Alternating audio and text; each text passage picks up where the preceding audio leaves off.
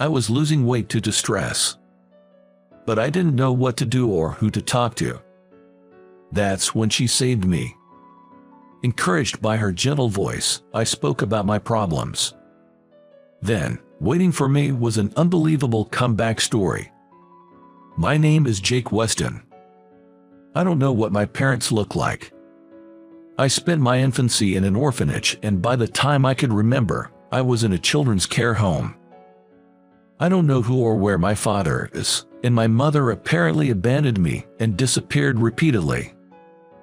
She never came to visit, so I don't even know what she looks like. But I'm okay with that. Although I was not wealthy living in the facility, I knew that the staff took good care of me. There were many kids at the facility, so I never felt lonely. There was one kid I got particularly close to. Her name was Madison. She was a cute girl, a year younger than me. Madison came to the care home when I was 9 and she was 8. She was thin and not very lively when we first met. At first, Madison refused to eat. I want to go home to Mom and Dad. She kept saying that and crying all the time, so the staff seemed to be losing their grip on her. The other kids around the same age, Sally and Tim, would comfort her, saying, "You'll meet your mom someday, and if you're a good girl, they'll come to pick you up." Sure enough, some kids do get picked up by their parents and leave the facility. But not everyone. I gently approached Madison when she was down. "Do you want to see your mom and dad? I want to see them." Seeing her teary-eyed, I felt like I had to protect her. I told Madison that it's not lonely even without a mother. Because I had Madison and Madison had me. From then on, we supported each other like real siblings and grew older together. But we could only stay at the facility until 18 years old. After high school, I got a job at a small food manufacturing company and started living on my own. When Madison turned 18, she borrowed student loans to attend nursing school and started living in a dorm. Her parents didn't come to pick her up even when she turned 18. The company I was able to get a job at after high school didn't pay much. But I was grateful that they hired me, a high school graduate. In fact, I only had interviews at 2 companies when I was job hunting in high school. That was only possible thanks to the school going out of their way to vouch for me. I'm not picky. I would do anything if I could get hired because I have to live on my own. That's what I thought. So, I endured even if I was yelled at for no reason, had my chair kicked hard, and had to work overtime without pay. The president of the company I joined was a beautiful woman in her 40s named Aria, but she was only nice on the outside and was harsh to the employees. By the way, the chairman was Aria's father, and he seemed to have the same personality. In particular, he seemed to use me as a stress relief and made fun of me. "You should be grateful just for being hired as a high school graduate. I can fire you anytime, you know, but then, I guess you won't be able to pay your rent. Huh, it must be hard being poor and parentless, haha." Although it was frustrating, I couldn't say anything back. It's true that I might not find another company that would hire a high school graduate, and above all, I didn't want to worry Madison, who I often contact. I told Madison it was a good company. I didn't want to say things like, "I quit," or "I can't find another job." I've always been like a big brother to Madison. I didn't want my little sister to see me in such a pitiful state. But now I wonder why I didn't quit my job sooner. I did once reach my breaking point when I developed stress-induced gastroenteritis and talked to my boss about leaving the company. But immediately, CEO Oria came to see me. "So, you want to quit, huh?" she asked. I told her, albeit nervously, that I wanted to quit and get my health back on track. But CEO Oria just laughed off my concerns. "Don't be a baby. If you quit here, Are you just going to run away whenever something goes wrong at your next job? I don't intend to. I was weak and the words were not coming out of my mouth properly as I was being stuffed by the beautiful CEO. I'm not letting you off the hook. The real world isn't so forgiving. No company will hire you if you quit your first job right after getting hired out of high school. I was a high school graduate, and this company was my first job. I didn't have many friends. I didn't realize that the environment I was in was toxic and abnormal. The daily verbal abuse from my boss was physically and mentally exhausting, and I was constantly sleep deprived. I wasn't getting any information about other companies, so I assumed that other companies must be like this. One might say I was naive, but looking back, it almost feels like I was brainwashed.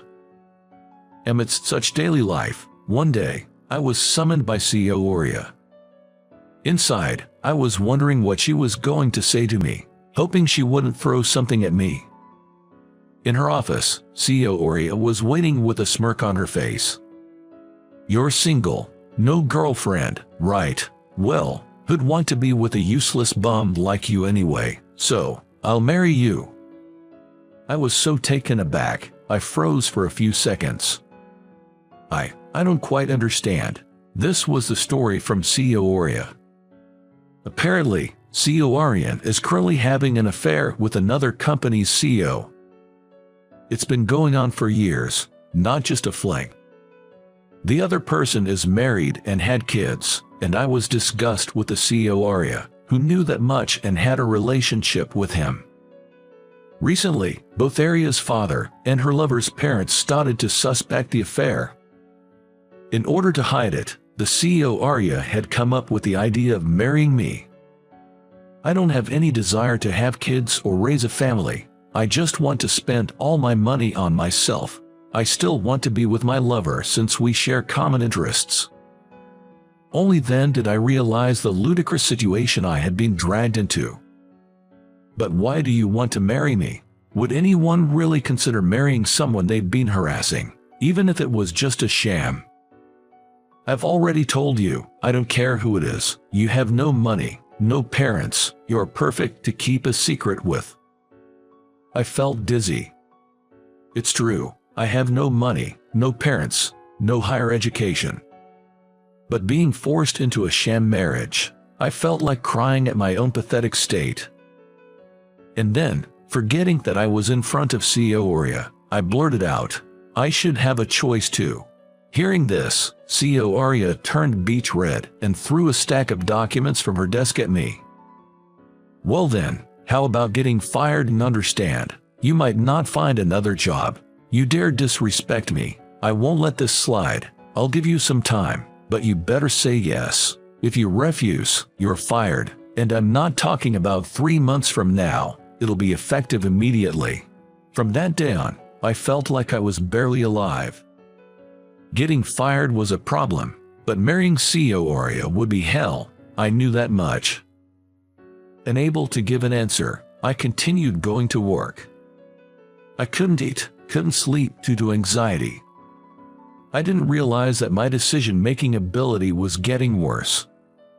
A few days after CEO Arya proposed to me, Madison came to my house. It was an unexpected visit. We hadn't planned anything. Seeing my face at the door, Madison was taken aback.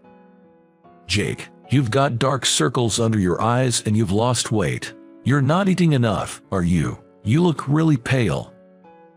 Madison's words made me realize that I might have lost some weight.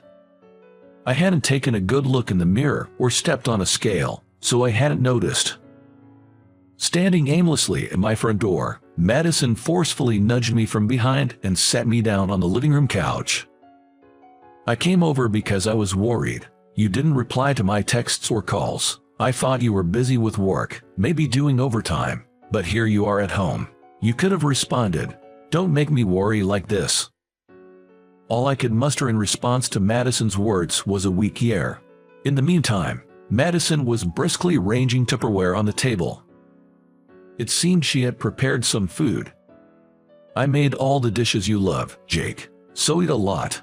I figured you might have been too busy to cook, so I also brought some rice. I'll put this in a bowl."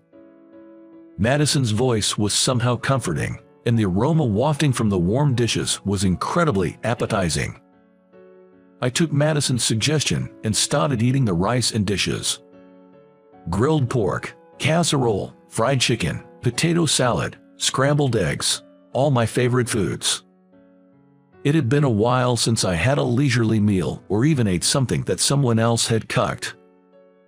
"Delicious," I said, and realized that I was crying. In a panic, I looked at Madison, fearing she had seen me crying, but the tears just wouldn't stop. On the contrary, they began to flow more and more. All the hardship and suffering I had been enduring seemed to explode the moment I looked at Madison. I continued eating while sobbing. Madison simply watched me with a kind smile. "If you're hungry, that's a good sign. Eat plenty. I made all this just for you, Jake."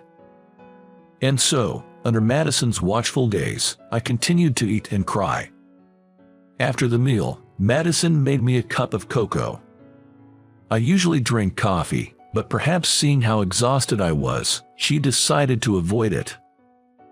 I took a sip of the warm cocoa and looked at Madison. When I did, our eyes met. She had been looking at me too. From her gaze, I could tell she was worried about me.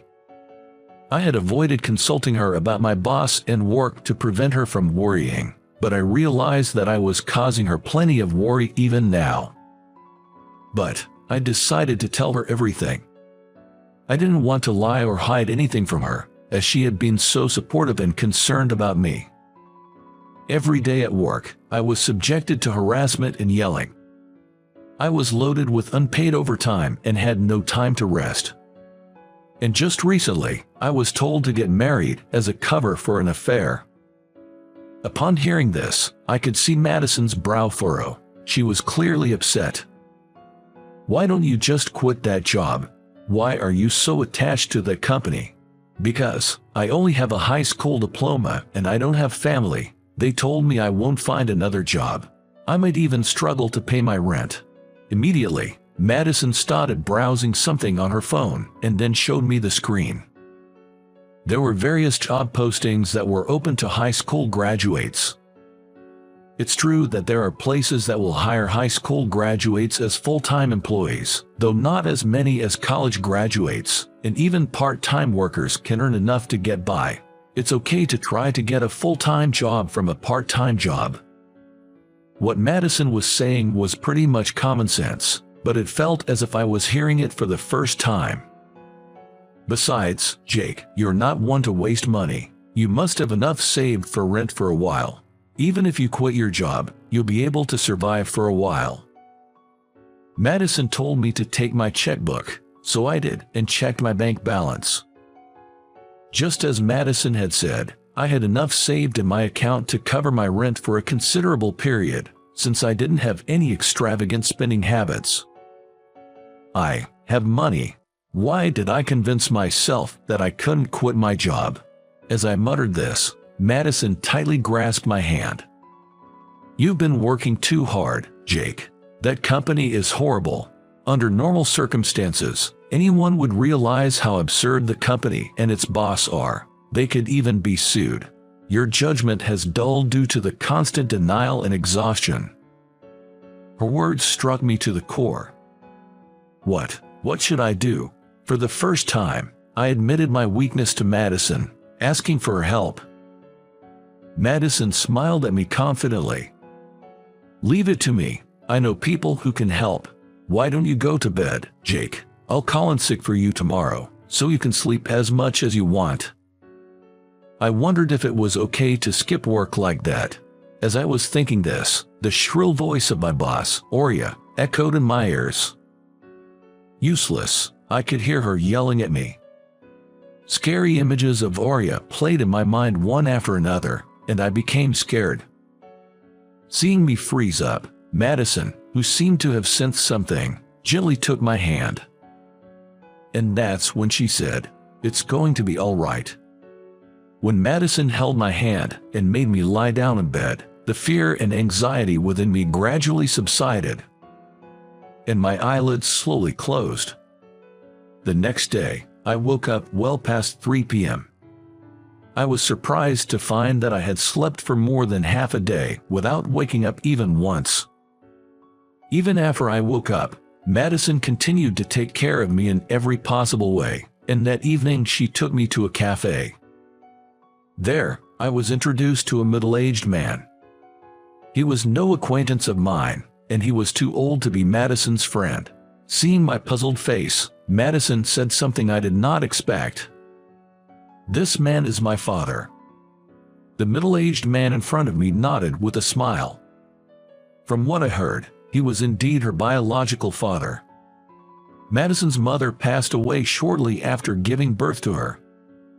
Her father, Howard, who had since become mentally and physically unwell and found it difficult to work or raise a child, had to put Madison in a foster home. After that, Howard had been admitted to a mental hospital and rallied on his parents' home, and was able to return to society. Although he hadn't seen Madison for many years out of guilt, he had apparently come to see her 2 years ago. At first, Madison couldn't accept her father, but recently it seemed they were finally able to build a good relationship. At first, I was so angry at him for abandoning me, but then working as a nurse and seeing people who are grieving after losing a partner or suffering from mental illness, I started to think that my father must have been struggling too. I still don't feel like we are a parent and a child, but I think it would be nice if we could understand each other better and gradually build a good relationship. She seemed to have intended to introduce him to me once my work situation calmed down. Howard, it turns out, is currently working as a journalist. I've heard about you from Madison. You've been looking out for her like a big brother since she was a little girl, haven't you? I am grateful for that, just like Madison. That's what I want to help you this time. As I was taken aback, Madison threw me a lifeline. "Jake, he also posts articles online. He knows some lawyers, too. If you go and say you're quitting all by yourself, you might be sweet-talked into staying. I think it's okay to rely on Howard and other people." I bowed deeply to Howard, who had gentle eyes very much like Madison's. "I want to quit that company and start over my life. Could you help me?" Howard confidently replied, "Leave it to me." Howard's actions from then on were swift. He brought in a lawyer he knew and negotiated with my company on my behalf, allowing me to easily quit my job. When they were informed that the company's treatment of me would be made into an article and published online, the CEO and chairman of the board seemed quite frightened. They must have been aware that they were doing something wrong. Thanks to the testimonies of other employees, the CEO admitted to his verbal abuse towards me.